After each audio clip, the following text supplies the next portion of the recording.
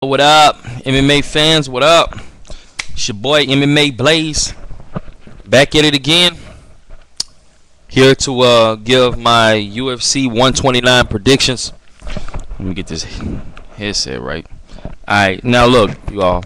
I know this event is a little ways away, a couple of months, but I just had to get my predictions on these fights.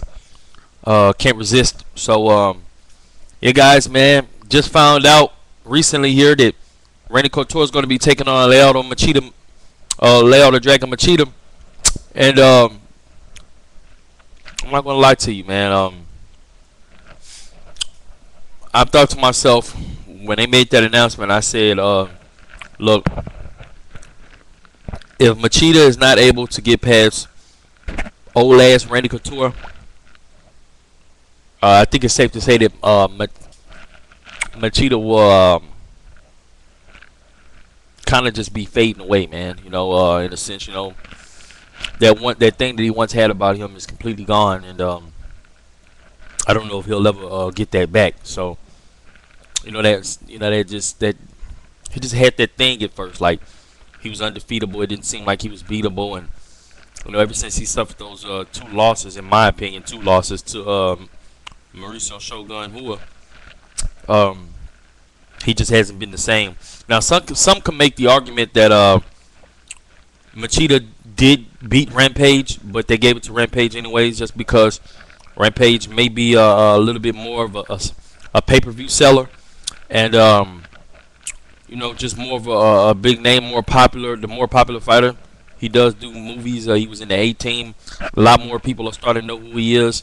You know, even though a lot of people knew who he was for that. I mean, come on now, Rampage, you know, one of the biggest stars in mixed martial arts. But just, you know, I just think that the UFC is trying to push this thing to where it could possibly, you know, if Rampage were to win, he could, you know, get a rematch with Shogun. You know, that would be a pay-per-view seller, a really exciting fight. I'm sure people would be excited to see that happen. And also, if Rashad Evans is able to defeat Shogun, you know, what better way than to have, you know, them say, oh, well, you know, the first time Rashad Evans and Rampage they fought the first time. Rampage wasn't 100%. He was just coming off a movie. He wasn't himself. He was very rusty. He had a long layoff, and he had a tremendous weight cut. You know, here's the rematch, and let's just see how this thing, you know, really how this thing is really supposed to go. Rampage was able to get past Machida, which Machida knocked out Rashad Evans.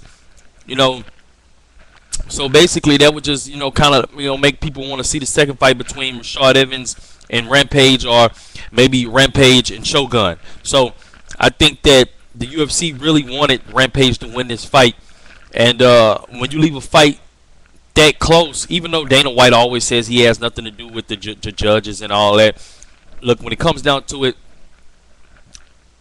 this is a sport, and politics do exist in sports. I'm not going to get into all that, but I don't believe a fucking word that Dana White says about that. So you all can, but I won't. So basically, it's just like I just think that yeah, me personally, I believe that Machida did defeat Rampage, but that's another story. But I will say, if Machida doesn't come out and he's not able to get the knockout against a guy like Randy Couture, and Randy Couture's jaw, I'm not going to say it's completely glass. You know, his jaw hasn't completely turned into Chuck Liddell's chin yet, or so on. Even though, let me just say this, Chuck Liddell will always and forever be one of my favorite fighters, whether he's fighting or not, whether he loses or not. I will always support Chuck Liddell, and he will always be one of my favorite fighters, period. But I'm just saying, I don't know if Randy Couture's chin is quite like Chuck's yet, but Randy Couture has always had a questionable chin, in my honest opinion. And I believe that Machida has the capability of knocking anybody out, obviously with the knockout of Thiago Silva and Rashad Evans. And like I say, I just believe that Machida, this is, you know, I believe this is Machida's fight. If he can come in there, and honestly, I don't think that Randy Couture can threaten Machida with anything. I don't think that he can threaten Machida with his wrestling. I don't think he can threaten Machida with his striking. I don't think that he can submit Lyoto Machida. I believe that Machida should be able to go in there and knock Randy Couture out in the first round. You know, if not the first, second, third, whatever. You know, I have the utmost respect for Randy Couture. You cannot count this guy out. But let's just face it, Randy Couture is not a young man anymore. He's just too damn old. You know, period. Like I say, he can still, there's no doubt about it, Randy Couture can still compete with the best in the world. But him just going in there and beating guys like John Jones, Rashad Evans, Rampage, Lyoto Machida, you know, people like that, Ryan Bader, I don't think that Randy Couture, you know, I'm sorry, man, you know. Like I say, I'm not a Randy Couture hater. You know, I'm actually a big fan of Randy Couture, but Randy Couture is almost 48 years old here, and nobody says it can't be done. But like I say, man, it's gonna come a point in time where, you know, Randy Couture is just too old for this, and he knows it. He knows that time is coming pretty soon. I don't know what he's doing, but whatever he does, I support him on it. And honestly, best of luck to both these fighters. You know, may the best man win. But in my honest opinion, Randy Couture has never really been that great of a fighter. You know, he's a good fighter, no doubt about it. He knows how to win. But if you have some good takedown defense and you have some great hands, Randy Couture's ass is in trouble. So Lyoto Machida has great takedown defense. In fact, don't be surprised if Machida takes Randy Couture down maybe once or twice. And he's fast and he hits extremely hard. So and he has technique, you know. So, like I said, I'm going to go with Machida with this fight. I don't know what y'all going with, but if, like I said, if Machida doesn't win this fight, I don't know what's up with this dude. You know, I put him over there with Brandon Vera or somebody. Let him fight Brandon Vera because these guys are falling off. Like I say, I'm a huge fan of Brandon Vera, but I'm real disappointed in him. But I'll support him no matter what. I'll never forget about a fighter and just completely kick a fighter to the curb and say this guy isn't shit. He isn't this anymore. Like I say, he's human and we all go through things sometime. And like I say, I still have faith in Brandon Vera, but Brandon Vera and Machida, they look to be kind of like falling off that hot. Well, let me just say, Machida hasn't fallen like Brandon Vera has. You know, all these people have this basically this confidence in Brandon Vera because, you know, he has such a great skill set, and this guy could really be one of the best fighters in the world, but he has not yet achieved that goal. And he has, in my opinion, he hasn't reached his full potential. But I don't know if he ever will. You know, he's getting older. He's not the youngest guy in the world anymore. He's not old, but you know, if he hasn't, you know, even come close to achieving, you know, those goals yet, I don't know if he ever will. But like I say, best of luck to them. That's a different story, but I thought I'd just talk about that real quick. Now I want to get into George St. Pierre versus Jake Shields. Jake Shields versus George St. Pierre. Hey, look, guys. I thought about some things. I went back in this fight. Now, let's talk about some things here. George St. Pierre, okay, is a great fighter. Okay, he's a great wrestler. He's a great champion, and no doubt about it, George St. Pierre is one of the best in the world. Okay, but so is Jake Shields. But I have to say, George St. Pierre does have a lot more skill sets than Jake Shields does. You know, the only edge I give to Jake Shields in this fight is jiu-jitsu. But I have to say, I really haven't seen Jake Shields submit anybody that, you know, lately. You know, I've just been seeing Jake Shields win fights by his wrestling and his ability to control guys while he's on the ground. And, you know, just through transitioning and dominant positions on the ground, you know. But he doesn't really ground and pound the shit out of anybody. He doesn't just put a brutal beating on them like a Cain Velasquez beating or a Chael Sonnen or, you know, you know, he does, you know, or even Thiago Silva. He doesn't just beat guys down like that. The only guy I really seen him put a ground and pound clinic on was Dan Henderson. And if you ask me, you know, he didn't really have Dan Henderson hurt. Dan Henderson couldn't do shit about it. He couldn't do shit about it. He couldn't get up. Now, when you're going into a fight with a guy like George St. Pierre and you're obviously a guy like Jake Shields and you have that skill set, you have to think Jake Shields cannot outstrike George St. Pierre, okay?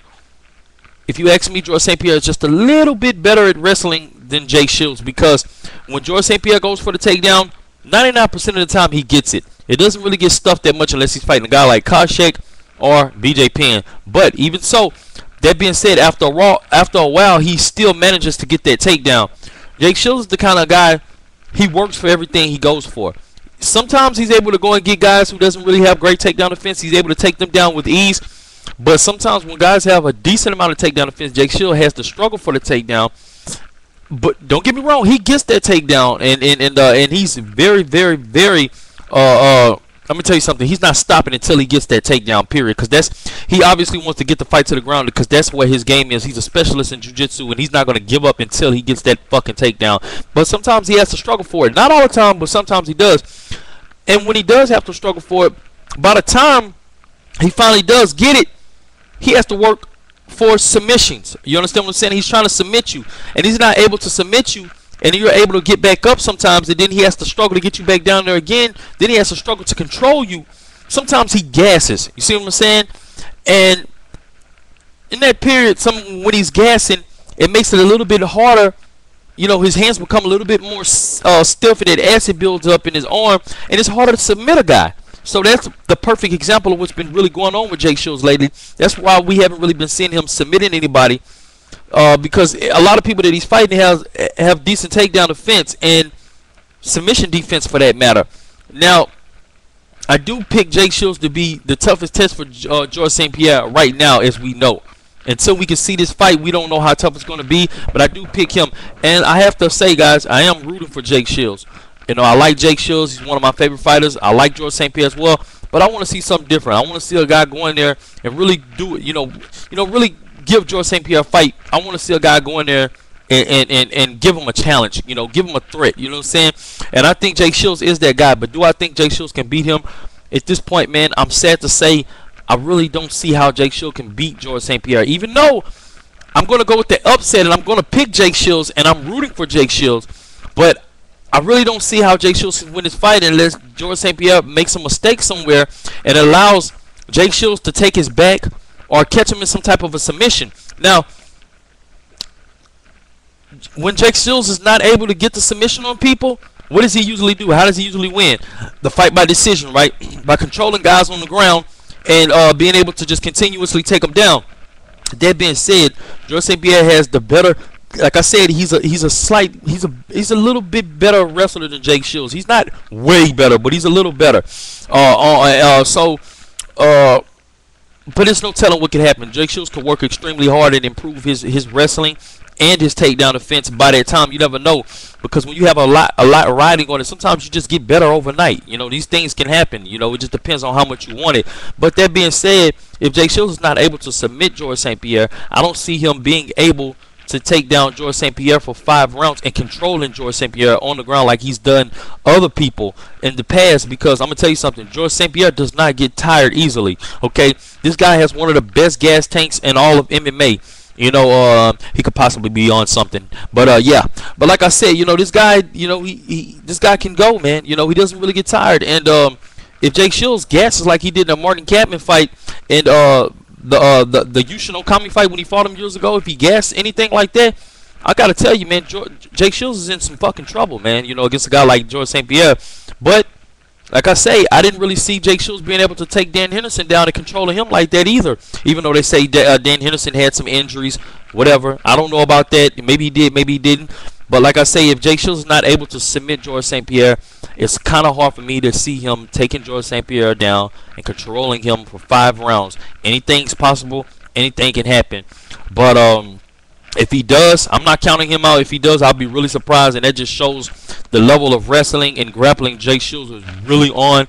And it shows why you cannot count this guy out. But anyways, I'm going to go with the upset. I'm picking Jake Shields.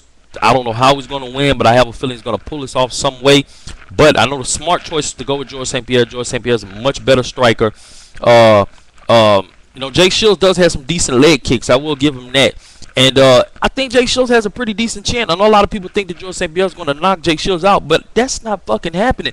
Georges St-Pierre is not the hardest puncher in the world. Yes, he can strike. He has a great jab, and he knows karate or whatever. You know, he's great. You know, but he wasn't even close to knocking out Josh Koscheck. You know, Georges St-Pierre hasn't knocked anybody out in a very long time, and I don't think he's going to be able to knock out a guy like Jake Shields. I just don't see it happening.